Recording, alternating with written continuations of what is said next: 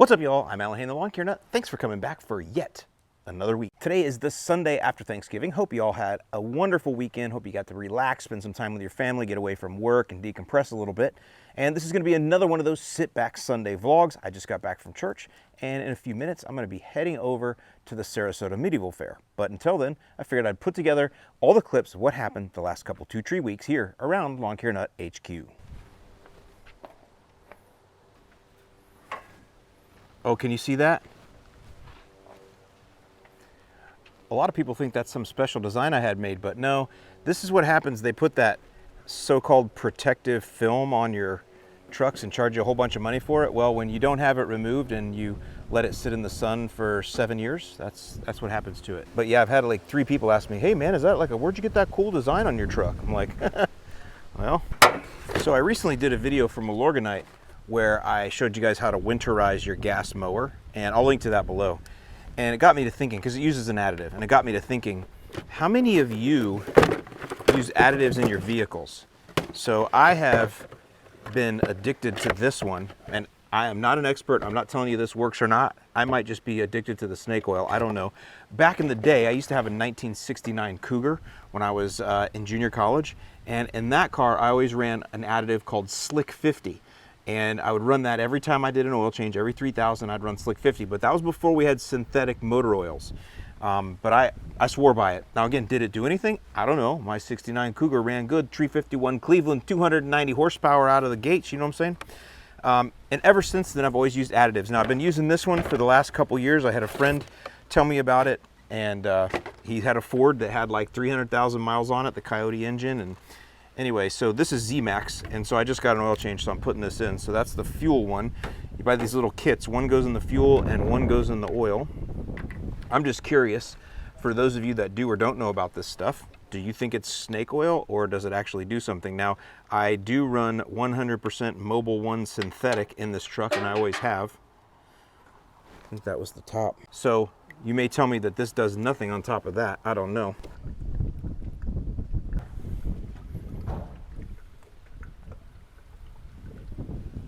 This one also has a fuel treatment, and I don't know if you can see the zoysia. Can you see the zoysia? Yeah, it's dormant, man. I haven't been watering it because the irrigation on this side is broken. I think I need to replace the valve. So, whew, can you believe that? Just haven't had time to do it. Anyway, this one has a fuel treatment that goes along with it. So, it's an oil treatment and a fuel treatment. And again, every time I get the oil changed, I do it. So, if you guys do believe in this stuff, I'd be curious, what do you use? And why do you believe in it? Anyway, it's fun. You know, I can learn something maybe, maybe not. And again, this is not sponsored. Z-Max has no idea who I am. I just had, like I said, I have a friend named Chris that recommended this to me years ago and swore by it with his high mileage Ford, and so I believed him. So we're at 129 on the old girl here, on the True V8 Tundra 2018. Bought this brand new off the showroom floor. This is a Platinum Tundra. Now, I've put wheels and tires on it, but a Platinum Tundra, $49,500 out the door for a Platinum Tundra in 2018. I don't know how much they are now, but you're not getting a Platinum for that much. All right, here we are back out front now where the grass is greener. And actually, I mentioned the zoysia. I don't actually think the valve is bad. It's probably just the solenoid's gone bad. But in my past experience, I've had trouble finding the right solenoid for the valve. Sometimes the valves that are used, and this is an original construction home, new construction, sometimes the valves that are used are ones that are, I don't know, they're not ones you can just readily find. So I might have to just replace the whole valve even if the solenoid's gone bad. But that'll be a little track and trace, have a little fun with that and fix that. I just don't have the time for it now. So, but again, everything over here still looking beautiful. Speaking of that, I did get some lawn tips out this week. Some of you in Florida, you might be seeing some dead patches in your lawn. So let me show you a little video I filmed for you, a little lawn tip on that. Hey, what's up, Florida Lawn Care Nuts Facebook group? I'm gonna start getting a lot of questions about stuff like this in lawns. Let me show you what it very likely could be. You see this right here? This is tropical signal grass, and it's been killed by the cold. So if you start seeing these brown spots showing up in your St. Augustine, or really in any lawn, it's more than likely tropical signal grass. Let me show you. See a couple other here. I've had it for years. See that? Because it succumbs to the cold. Some people think it's crabgrass. It's not. It's signal grass. And actually, see, there's a spot of it that didn't die. There's a spot that did. But anytime we get into the 30s, high 30s, it'll kill it.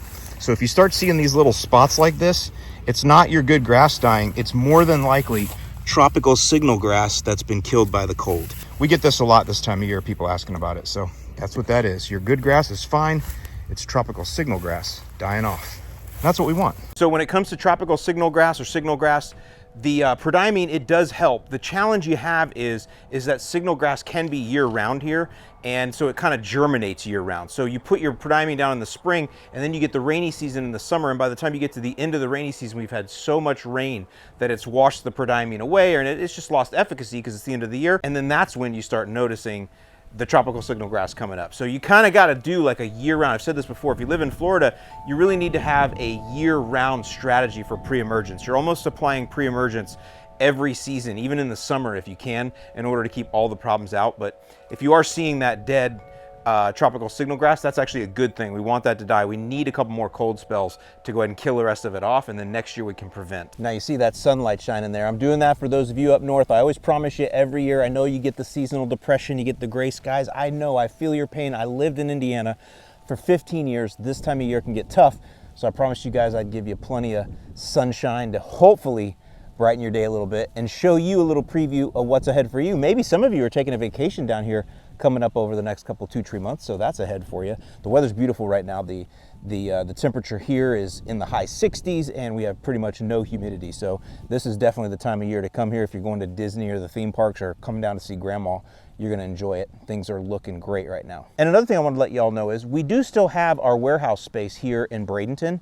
It hasn't been doing anything. It's been kind of just my podcast studio for the last 8 months or so. We kind of shut it down because our other warehouse is just more efficient and cheaper to ship everything out of. But we still have the space, and we've decided to convert that, and we're starting a new project. And I actually started this week unloading some of the items that are going to be a part of that new project, and I'll give you a little sneak preview here.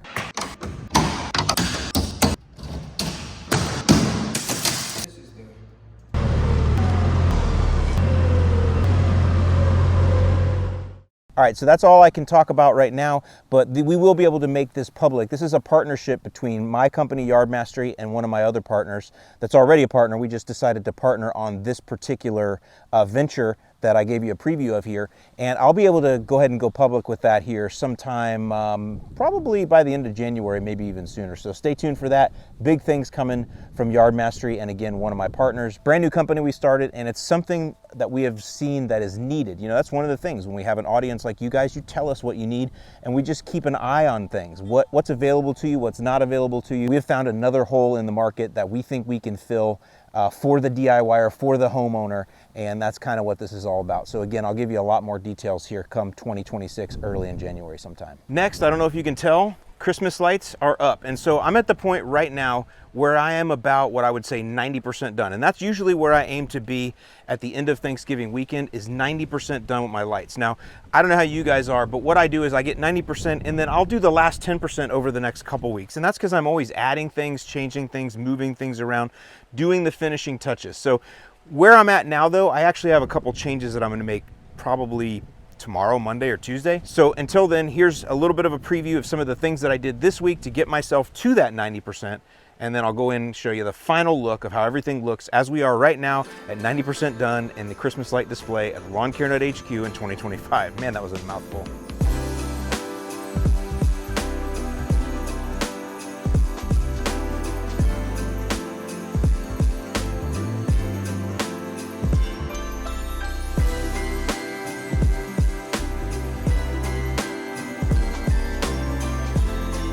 People often ask if the hot glue does anything. Yes, it'll rip the stucco right out. Look at that. So every couple 2-3 years I got to go back and do some stucco and repaint, and that's fine. It's been 2 years since I've done it. This is year 3. You'll see there's actually hardly any, a little bit right there, but hardly any on this side. It's really where the sun shines is where it does it. So where the sun shines, I guess it keeps remelting the glue, and the glue will kind of get in deeper, and that's what happens. So yeah, it's been 3 years. This will be year 3. So after this year, I'm going to go back and touch all this up in stucco, and then the whole house is due for a repaint anyway. So it's one of those things. I'm willing to sacrifice it because I love Christmas lights. That's my thing, right? You sacrifice a little bit here and a little bit there for the things you love. And I'm willing to sacrifice a little bit of stucco to have these windows lit up and dominating overbiter.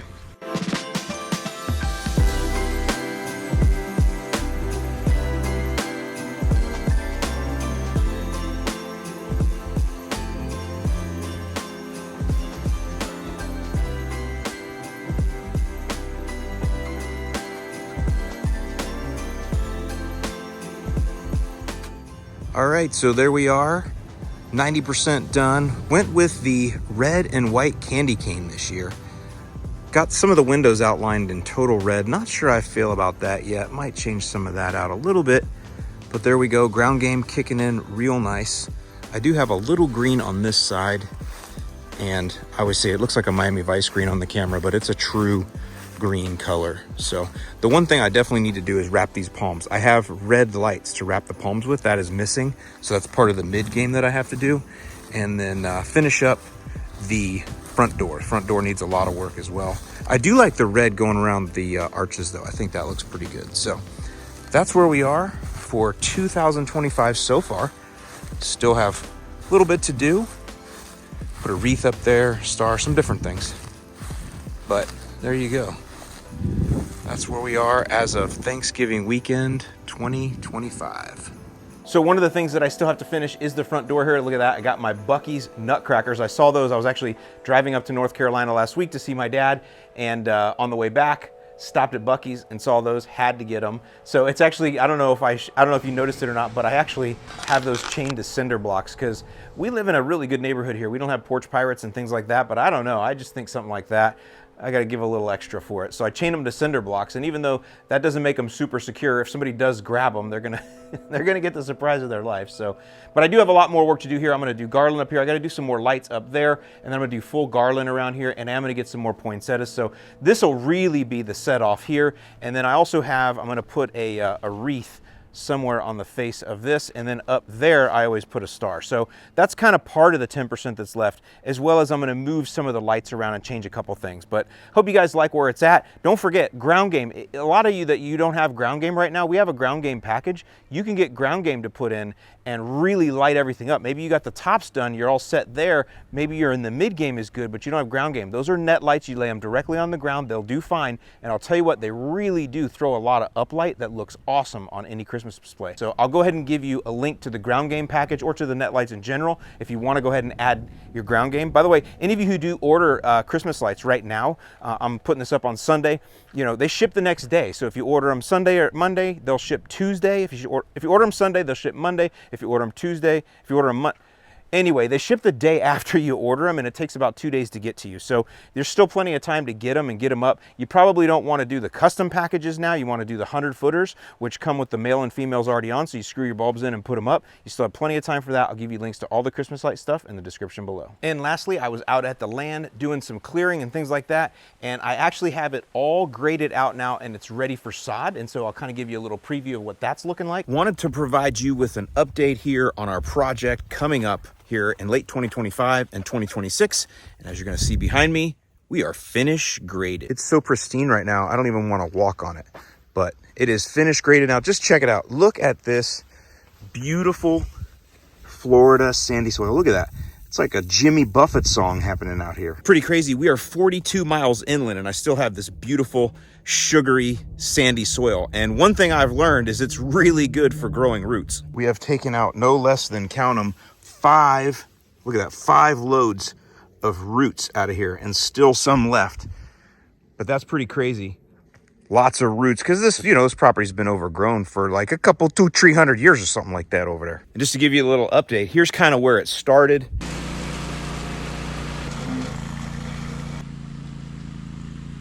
Where it ended up going.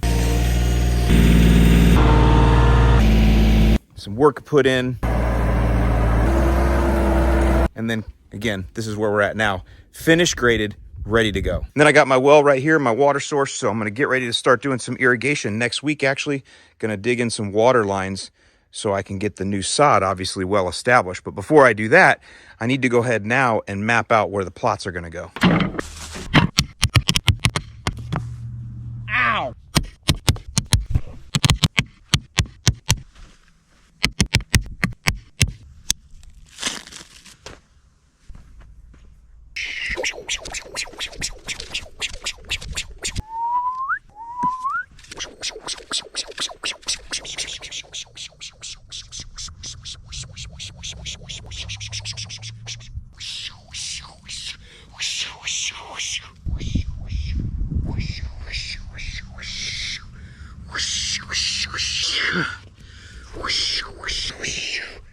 Oh. Wait a minute. 6 inches. I mean, come on, man.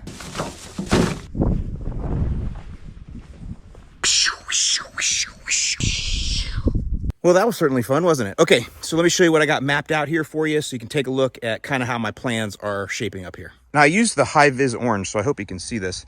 So what we have are basically 3 distinct areas here with a little bit of a pathway in the middle. So what this will be over here, this is 2,000 square feet, and this is going to be what we call... Now, in the middle here, this is going to be... And so we got that there, and so that'll be in the middle. And then over here, we have about 1,500 square feet. This is going to be... Right, so that's kind of the 3 side by side by side. This is going to be a path of white crushed shell in the middle, so that way we get green and then a contrast of white and then a dark green, and then the same over here, and same kind of thing, right? We're going to have this white crushed shell that goes through the middle here, and this pathway is going to be a little bit thicker because this is really the center line of everything else I'm doing. I'm going to develop all up in there too later on. I'm going to put like a 200-year-old olive tree right in there, but at the end of that, put a nice little circle around. I got a whole bunch of other stuff. This whole thing's going to be a botanical garden. And also, I really like the gardens at Epcot, so I'm kind of taking quite a bit of inspiration from what they've done at Epcot, where everything is kind of outlined. Oh, that's the other thing. This is not just going to be sod here. This is going to be a concrete curb. So I got a curbing guy that's a buddy of mine. He's going to come in, and we're going to put concrete curbing around all this. So it's going to be really tight, really neat looking. You know, everything's gonna be perfect. And so, yeah, that's the next thing is my curbing guy's gonna come in. We're gonna get the curbs in here. Like I said, I'm gonna start doing some irrigation. That'll kind of all take place at the same time. Then I'm gonna do, like I said, the shell rock, the white shell around the edges to frame it all out. And it's just gonna be beautiful. And then another day I was out there doing some clearing, and I actually came across this really strange thorny vine that is taking over everything. So I'm going to give you a little sit back work, follow me along work, and then maybe some of you can identify what this vine is, because it sure did tear me up.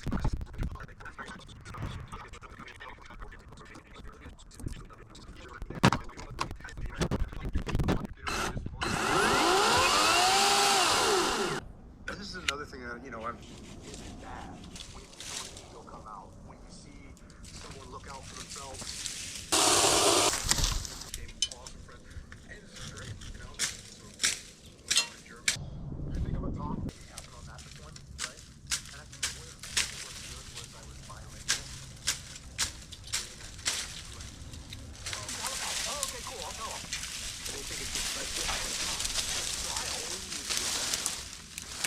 All right, well, I was hoping to save this little oak here. I'm trying to save all the oaks that I can, but now that I get up in there, you're not gonna be able to see it here, but that main branch right there is split. There was a few that had fallen off that I just cut off, got all the vines out of there to actually be able to see it, but it's split up there at the top, so that will never be a good tree. So plus it's going into this older live oak right here, which is also badly damaged, but I think I can save it. So all right, I have to come down.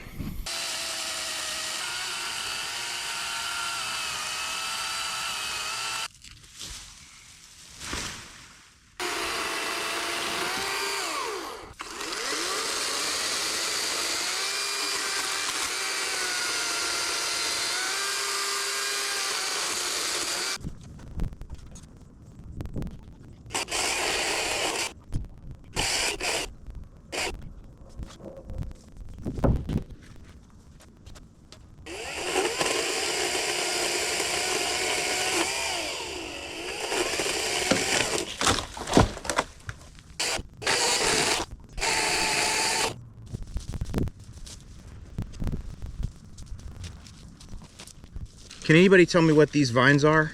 Because they are climbing all over there and all the oaks way up high. They're full of thorns. And this is part of what makes the Spanish moss so bad, is that these hold on to the Spanish moss and it builds up around them. And then these just wrap the trees. It can't be good for them, but it's probably some sort of non-native invasive thing, I'm sure. So let me know if you know what these are. You can see them, they just grow out of the ground. You can see them, they're just growing out of the ground everywhere here. See that? That's not one.